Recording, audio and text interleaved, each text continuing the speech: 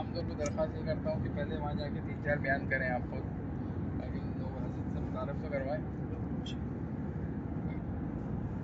تعارف کرائے نا، جس کی بڑی ابھی ایک جگہ پر وہ جلسے میں اسٹیٹ سیکرٹری تھے، ہمارے مرید تھے، تو میرا تعارف کرا رہے تھے، ہمارے شیخ ایسے شیخ ہیں. تو لوگ خیر دیکھ رہے تھے بھی، سنت علماء بھی تھے بھی، متعارف بھی تو علماء تو متعارف ہوتے لیکن عوام تو نہیں ہوتی، تو متعارف.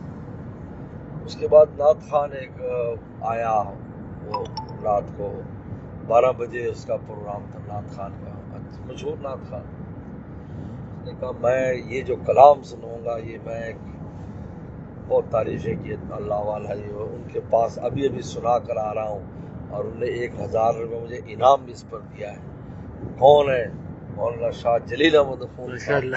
تو اسٹیٹ سیکرٹری جناب اسلنے لگا، بھائی وہ میرے بات کی تائید ہو گئی. کلام سنا ہے تو وہ یہاں صحیح وال میں سنا کر فیصلہ آباد گیا تھا. صحیح وال میں کلام میرے مجھے سنا، پھر فیصلہ آباد گیا وہاں وہ سے، تو پھر وہ بات تائید ہو جاتی ہے، بات فائدہ ہوتا ہے.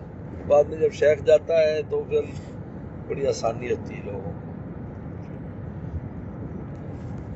تعارف جو ہے نا، وہ متعارف اور اس ایک دل میں محبت رکھ کر جب آدمی کوئی بات سنتا ہے تو اس کا فائدہ 2 چند ہو جاتا ہے.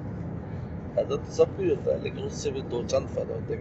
کوئی عظمت ہوتی ہے نا دل میں، تو عظمت سے بات سنتا ہے. تعارف نہ ہو تو ابھی تعارف ہوتے ہوتے ٹائم لگتا ہے.